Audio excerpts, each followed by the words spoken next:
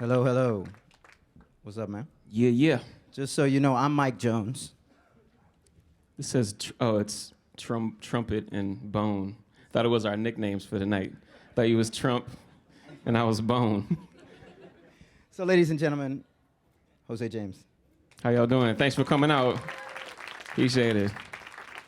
So, we're going to take a couple minutes just to kind of get to know you. I mean, to really get to know you really is to hear your music and jam, but this is some real primary kind of warm-up kind of thing going on. So let's start kind of, well, you know what? Who are you going for in the Super Bowl? Actually, during the Super Bowl, I tweeted about my album. I didn't watch it at all. I'm not a sports fan, like not even a little bit. But I was at the 1987 World Series in Minneapolis, Game 4, which we won, which was awesome.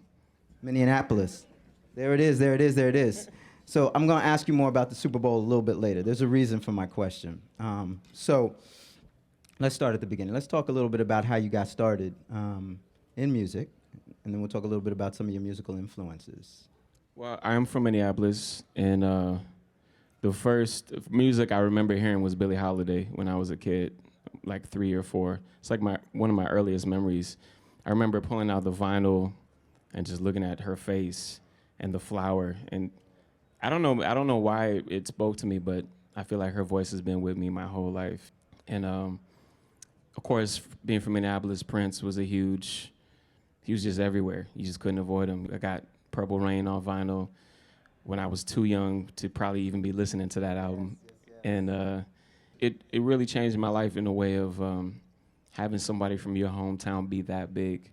I don't know if anybody else is from the Midwest, but there's a certain feeling you have. You're not from LA, you're not from New York, you kind of feel isolated. And this is pre-internet too, so albums really meant a lot.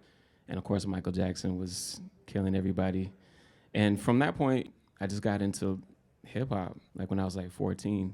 And that's when I really started buying a lot of music and just being excited about music. Because seemed like every week, every month, there would be like a new classic album dropping, Black Star. Good time for music, for sure. Yeah, yeah. So this is a question that most musicians hate to ask, but if you had to, and I ask it for a reason, because I know you have a particular point of view about this. So here goes. How would you define your style of music?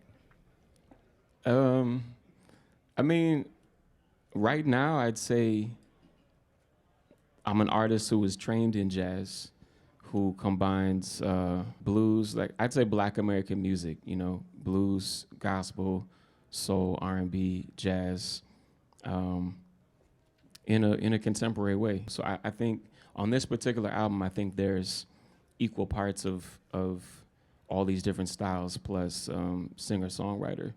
So really, I just say it's good music. That's the only thing I could say. But if I had to sort of pick two genres for this album, I'd say it's in between jazz and R&B. So the reason I ask is, you know, as a musician, at least this is when I've spoken to other musicians, there is the industry wants to define you so they know where to put you, you know, on the shelf or in the iTunes, what to look you up under. And then there are musicians who like to create music for the sake of creating their art and their craft. So some people feel real particular about and sensitive about, you know, what genre, because you're musicians, ultimately, right? Who were some of your biggest early influences that define sort of your early sound? Because this is your 4th album. Or Yeah, so. this is my 4th album. I like to call it my 2nd album as an artist, though, because my first album, The Dreamer, was made without a producer. I produced it. And this is my 2nd album that I made without a producer. So this is really like my statement coming from me. But early influences, Marvin Gaye just hit really early. And it's funny because I kind of like got into certain styles of music like jazz or Motown, and then certain artists really, I don't know, lifted me out of it. Like John Coltrane lifted me out of jazz in a way, because to me he transcended the genre. To me, there's individuals in each art form, like Michael Jordan, who just transcend what they do to take it to another level of greatness and take you with it. Even if you're not a basketball fan, everybody knows Michael Jordan and wants to watch him dunk. You know what I mean? That's just the thing. So actually, Bobby McFerrin was a big influence early on. And I work with his son Taylor now, which is really dope.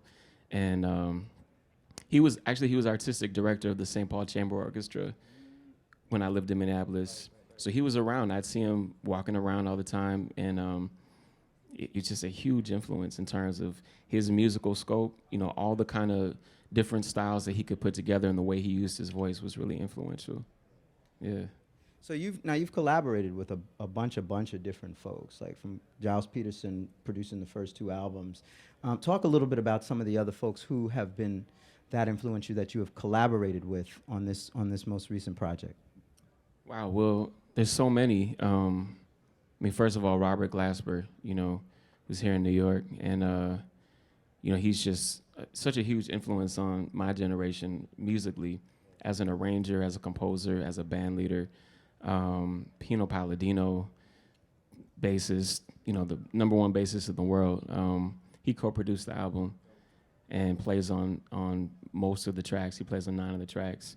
And it was just crazy working with him, working with Russ Elevato, working with Chris Dave, because that's all of D'Angelo's camp right now. And, you know, Pino would actually be at rehearsals in New York with D'Angelo in the evening, track with us in the day. So it felt really special to sort of be, you know, a part of something that you've admired so long. I've been listening to, you know, Brown Sugar since it came out, Voodoo since it came out. And, you know, to sort of get behind the scenes, it's kind of like if you admire a director and then you get to work with his cinematographer and his, you know, all his team. It felt like that, you know, it felt like, oh, this is why that track sounds that way, because Pino plays that way, because Russ tracks that way. Fink is a great songwriter on the album. He works with John Legend a lot. He co-wrote It's All Over Your Body and No Beginning, No End. Emily King, who's right here in New York, she's a great singer-songwriter. She wrote 2 songs in the album. Amp Fiddler from Detroit, he co-wrote a song. And Hindi Zara, who's a great singer from Morocco. Yeah. That's dope. So I know a lot of people who are unfamiliar with folks try to use association, you know, to make a connection. Who do you think you are? I have my own, you know, points of view, but who do you think, if you had to say you are most like, sound like, let's just say sound like for the purpose of this discussion, and then who are the most commonly folks who are most associated? People say, you know, you sound like. Like vocally or like the concept? Vocally. Oh, vocally. That's tough, man. I mean, everybody always says, you know, Gil Scott Heron, and who else did they say? John Lucien, Terry Callier. I don't know if I actually sound, I've never heard anybody that I would say, oh, I sound like that. I think in terms of the concept, the closest artist out there right now is probably Corinne Bailey Rae, who combines soul and some blues and the pop and all the different things. I really looked up to her in putting together this album, because she's one of the few Black artists out there I know who are really unafraid to just put it all in one thing and to not be kind of hemmed in. And I lived in London for like a year as well, and I feel like that's kind of a UK thing. They kind of let you do what you want to do. Well, that leads that kind of to my next question, because you've been all over the world. You know, you've performed here. You're musically, the industry that you're in is right here. But where have you been that you've found you've had the widest acceptance, or the people not asking you, you know, how do you define yourself, but just kind of appreciated, you know, your music for what it was? Where has that been? Funny enough, everywhere except the U.S. Like every country, you know. It's a loaded question. Yeah. I mean, we are really like so focused on it, you know. But it's kind of funny, like in Japan, like I'm leaving on Saturday to go to Japan, and the first time I went record shopping in Japan, they like went to the jazz section. They have like 30 varieties of jazz. Like it was crazy, you know. It was like vocal jazz, you know. It was like, you know, club jazz, like house jazz, like traditional jazz, traditional vocal jazz. Like it was so specific. But pretty much everywhere that I play, you know, everybody kind of, I think it's because we have a certain kind of history with it, obviously. And it's very it's very cultural, it's very racial, it's very emotional. So we kind of, I think in other places they just enjoy it. They're just like, yeah, it's great music. Oh, he blends this and blends that, and here it's like, well, what is it, But I was really happy that, on iTunes it is in the jazz section and in the R&B. So that was really dope. Dope, That was dope, really dope, dope. dope, dope, dope. So the next question, and the reason that I brought up the Super Bowl is, how do you compete? A lot of the American music industry now is about either a gimmick or ratchet. For those of you who know what ratchet is, it's just getting your name out there, doing whatever you need to do. Um, some people, it's controversy about whether they lip synced or not. How do you find as an artist, particularly in jazz, which is not one that's embraced so much here in America as other places, how do you find that what do you have to do to compete for shelf space? How do people get to know about, your music? Well, I don't know if everybody knows this, but I produced this album independently, and it got picked up by Blue Note Records. And that didn't mean that, I mean, it is an artistic album, but that didn't mean that I was sort of like insensitive to the needs of the marketplace. So I always tell people it would be a really different album without the track Trouble. Trouble is under 4 minutes. Trouble is like 3.5 minutes. It's got a catchy hook. It's not a pop song per se, but that's the song that I did on Letterman. That's the song I did on Conan. That's that song that people can sort of use, The So American radio song that people know the formula to and can identify with. I mean, it fits into that. Yeah. So, that's that was sort of my okay. I need to at least acknowledge that that's just what it is, and it's been great. And it was good for me because I feel like a lot of jazz artists just immediately say, "Oh man, that's selling out," But instead, it challenged me to just write something dope in that way, and felt felt honest. You know what I mean? So how does it feel to be on Blue Note? I mean, Blue Note has such a wonderfully storied history steeped in jazz, but recently, they've done such wonderful things to kind of meld the influences of contemporary, everything from, hip hop to techno and the rest of that. How does that feel? I mean, It's pretty crazy. I mean, it's a dream come true. Like when I started making the album, I had no idea where it was going to end up, and I wasn't thinking about it. But if I had to sort of pick like a dream scenario, that would have been it. You know what I mean? And to have it come true is fantastic. Working with all the staff. I mean, all of the artistic choices have really been, collaborative, really fantastic. Like the album was untouched. The artwork. Jeanette Beckman is here tonight. She took the photo. She's right here, and they were really supportive. Yeah. They've been really supportive every step of the way, and it's fantastic. And just to be like in terms of like new signings with Van Morrison and Aaron Neville, it's like that's crazy. I love it. I'm surrounded by artists that I love. That's really positive. I mean, because so many times we speak to artists, and their relationship with their label is dysfunctional, to say the least. So to really kind of be involved with a group of folks who really support and artistically you're able to do your thing is really, really kind of cool. Let's talk a little bit about, over the course of your history, and you've done this for a really long time, what do you think what do you feel were really kind of your high points, the things that you reach back to and say, that was something that really... Man, I mean, when your first album comes out, that's crazy, because you have no idea who your audience is. When I made The Dreamer, it was like, I don't know if I'm ever gonna make another album in my life. This is like my one chance to like say something artistically. And then when it became a success, you feel like, wow, like it's like a part of you unfolding, and to be able to play like Finland and like, Brazil, like places that I had never been before, really showed me the power of music and how it really is. It is an international language, personal highlights, working with McCoy Tyner. That was like, I felt like being in the presence of God. Like I would turn around and look at him on stage sometimes, and I swear he had like a white glow coming off of him, and it's something like indescribable, working with like him or like Pino Palladino, Chico Hamilton, Junior Mance, like real legends of music. People who have like, I mean, Junior's been playing piano since he was like 8, and he's 83 years old. He's been playing piano since before television was invented.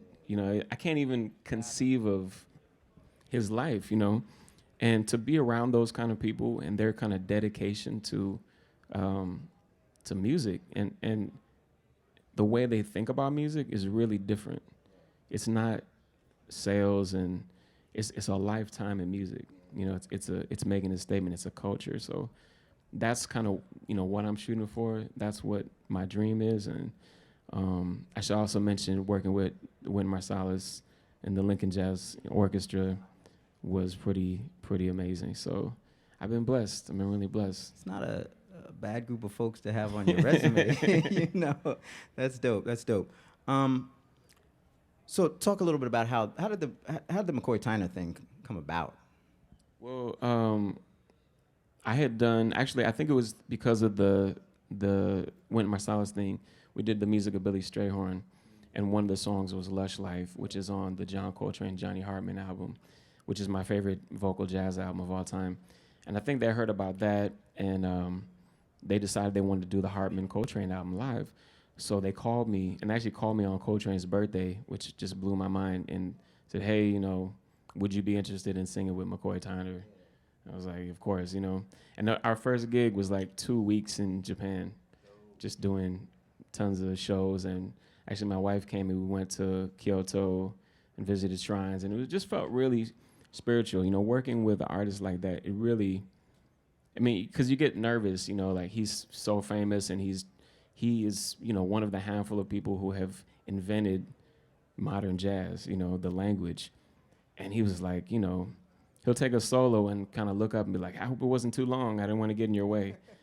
Just so humble, like so humble. Something that I feel like nobody in my generation, including myself, has any concept of being that kind of humble with the music. So it was really crazy, And I'll never forget, we were like backstage, and I didn't know him that well, but I'm a huge Coltrane fan. So I was like dying to ask him questions. And I was like, Mr. Tyner, can I ask you, what was your first like session with Coltrane? What was it like? He was like 20 years old, and he was like, oh man, yeah, man, my first session with Coltrane. My favorite things. And the whole backstage just got dead quiet. We're like, man, my favorite things. Like, he just walked in the studio and just laid down like the classic jazz album of all time. He was like 20 years old. So that was pretty intense. That's dope. That's dope. What is your favorite part of, this process? You're singer, songwriter, self-produced, this album. What's your favorite part of the process? Honestly, right now, being able to like share with people, being able to hear about it, that's cool. Being able to hear from people in like Malaysia.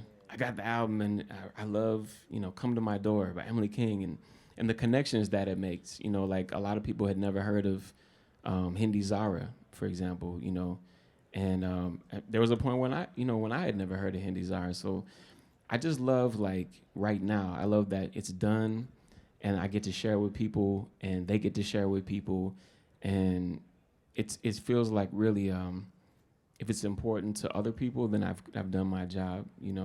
I got a whole year touring. We're going to Asia, then Australia, come back, do West Coast, playing Brooklyn. Like, for me, that's the best part, because you actually get to see people. And again, thanks for coming out tonight, because it's great to actually meet people who are into what you do. You know what I mean? That's the special thing, especially in the digital age. So you spoke about, McCoy being in his 20s, or 20, when he made that first album. Looking at your band, looks like the cats who gig with you aren't that much older than that. Yeah. How did you hook up with the folks? How do you the cats who are in the band? How did you hook up with each of them respectively? I actually went to school with Solomon Dorsey on bass, and Takuya Kuroda on trombone. Actually, Corey King went to the new school on trombone too, so that was a big connection. I think they graduated. They were seniors as I was leaving, as I was starting, as I was entering. But trying to think, Nate Smith. I mean, I think like any other thing is like connections. I remember going to hear Near Felder, who's on the album, a great guitarist, and he was playing with Nate. And I was like, man, I got to get that dude's number. And Near, again, I was looking for a piano player, and he played me a bootleg. He had recorded Casey Benjamin from Robert Glasper's Experiment, his gig, and Chris Bowers, who's playing on piano, was on that. He just fast forwarded it to his solo and was like, man, check it out. And I was like, wow, this dude is crazy. And we did a session. That's the great thing about New York too, is like you can just meet cats and say, let's have a session and play, with so many dudes. And yeah, I mean, the band you're gonna hear tonight is so excellent. I mean, it's world class. Yeah. Well, I want to get to that point real quick, but I think we're going to open it up, if that's all right, open it up to questions, because I've been talking too long. Just raise your hands, and the folks who have the microphones will make sure they get them to you. When you were making this record, it was following the Black Magic record, and a lot of that was made with Flying Lotus. And you were saying, okay, I got to put that away, put that behind me, and then do this next phase. And you said the same thing about this record. When this record comes out and you make this statement, you'll move on to another type of sound. Now that you have this you're getting this big fan base, and so many people are paying attention to the record and loving the record, which is great. Hope Heaven on the Ground is the next single, by the way.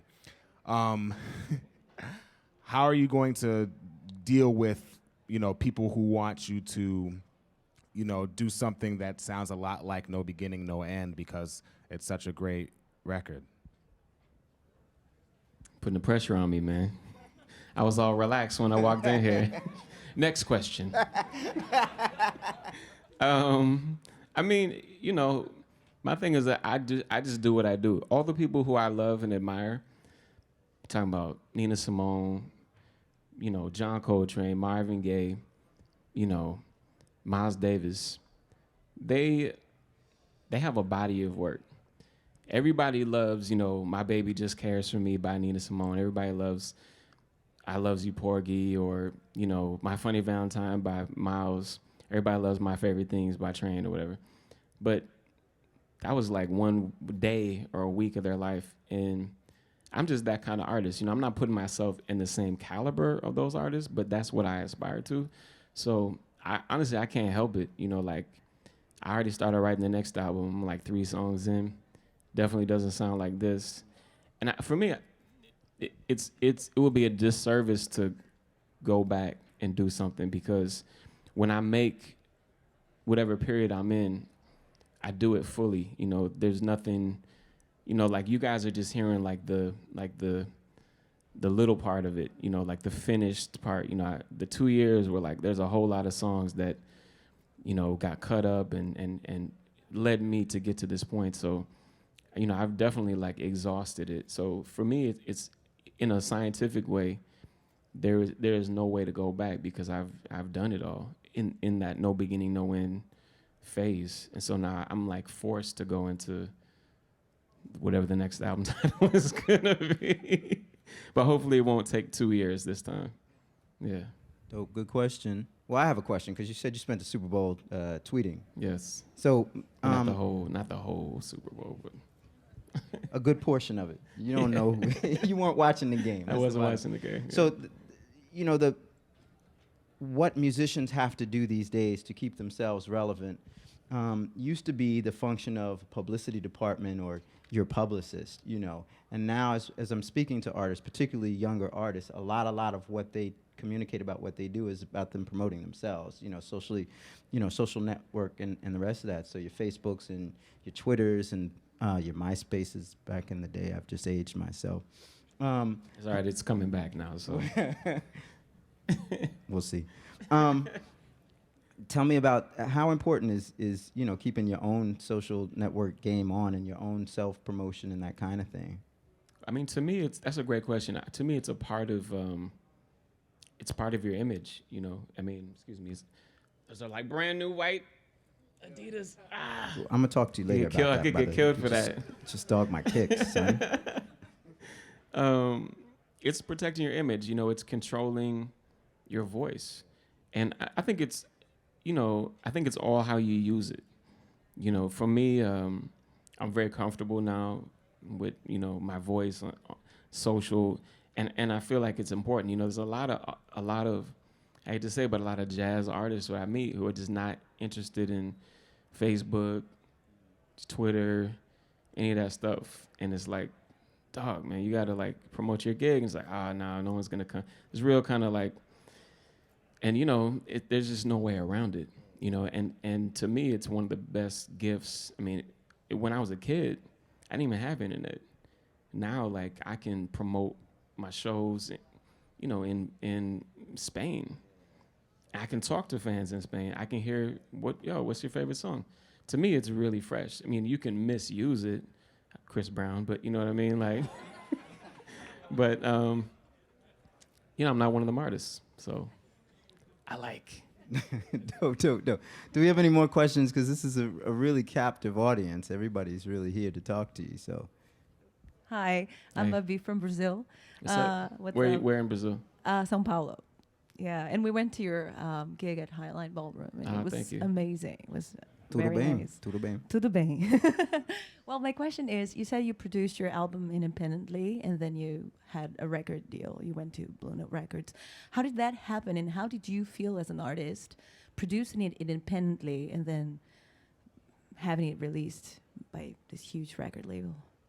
Well, this is my third label now, and by far the best, and I'm not just saying it because they're standing right over there.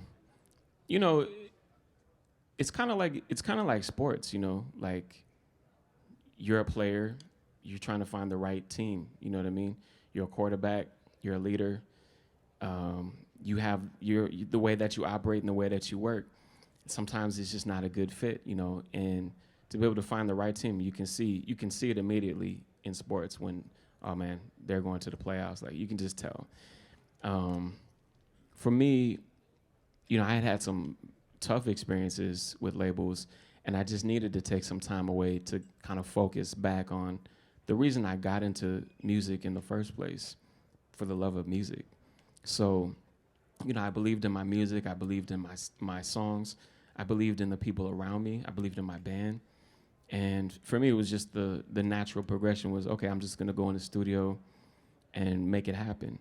And it was really from that choice that a lot of things started to come together. I started meeting a lot of people, like Saul Williams, like Cody Chestnut, like Fink and Pino Palladino and Chris Dave, who were really like, artists get excited when other artists believe in their work. I mean, it's really simple. And so it sort of became very quickly bigger than me, because all these other artists were like, man, Jay, I love your music. I love what you want to do. I want to help you make this work. So I kind of got swept up in the drama of the whole thing. And by the time it got to the point where I was like actually sending out demos, I already had like a whole team, including Russell Elevado, on my stuff. So I felt super confident about it. And I also didn't really want to just give it up to anybody. You know what I mean? So, Blue Note said, hey, we love it. We don't want to change anything. We want to put it out. And that's what I wanted to hear. Dope. I know we had a question over here. How you doing? Good. How you doing? Good. We love the record. Thank you. I was in London during the Olympics, and I have a wonderful connection to London. Everyone knows I can't stop talking about it. You lived in London. I wanted to know what you love about London and what's your favorite place. There's so many things I love about London. I mean, where should I begin? I'm looking at my wife. Well, every Sunday we go to the Columbia Road Flower Market. I mean, they have such a market culture. You know what I mean? And it's a long tradition, and it's a weekly thing. So it's a whole experience. You'd go, you can hear music, get food, and see the community. So I think we went pretty much every Sunday almost for a year. But the thing that first attracted me to London was how receptive they were to new music and how open they are to sort of saying that new artists are important. And act like James Blake is a perfect example. Like when he came out as a producer, everybody in the underground knew about him and they loved him right away. And I remember flying back and talking to producers over here, nobody had heard of him. And they didn't even care. They didn't even want to hear it. I was like, yo, do you want to check this James Blake? Nah, man, James Blake was at London. You know what I mean? And like, now, all that dubstep and all that has totally infiltrated, pop music right here. But, I was hearing that stuff in the club in East London years ago. So, in terms of production, they're really killing it. And in terms of sounds and venues as well, I really appreciate that. And they still love new music. They still look for it. They still actively search for vinyl and new releases. So, yeah. We have time for one more question. Hey, man. So your generation of artists has kind of invested in this whole type of music that's amazing. Can't really be classified by one genre, like you said.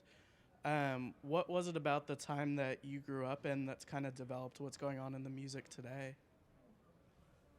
I think there was just a lot of good music, a lot of really good music. I mean, it's really interesting if you look back and just look at like by the year, by the month, like what the hits were or what won Grammys. You know what I mean? Like if you go back in the 90s, man, it's like amazing, I mean, it really is, and I hate to sound really nostalgic, but the kind of the level of bands and the minds of people like the Lauryn Hills and the Kurt Cobains and, I mean, I took them for granted completely. It's like, yeah, of course, Beastie Boys is out, it's new, it's killing, whatever. New Tribe Called Quest, yeah. You know what I mean? It was just like every album seemed like it was like an instant classic, and it was. So I think, talking about Robert Glasper and all these guys, we just soaked up so much stuff. It wasn't really sort of segregated in what we listened to. We just sort of liked everything because everything was really good. And I think it goes back to the presentation in the 90s was very open. It was like, here's a new band, we're going to promote them, and they're great. You know what I mean? I mean, demographically, there's no reason why I should have liked 10,000 Maniacs. But I'm a huge Natalie Merchant fan because I heard it, because I saw Unplugged, MTV Unplugged, and was like, wow, she's amazing. You know what I'm saying? And I feel like now certain artists get pushed to certain demographics in a different way. I'm not saying the 90s was perfect, but that was like a difference between then and now.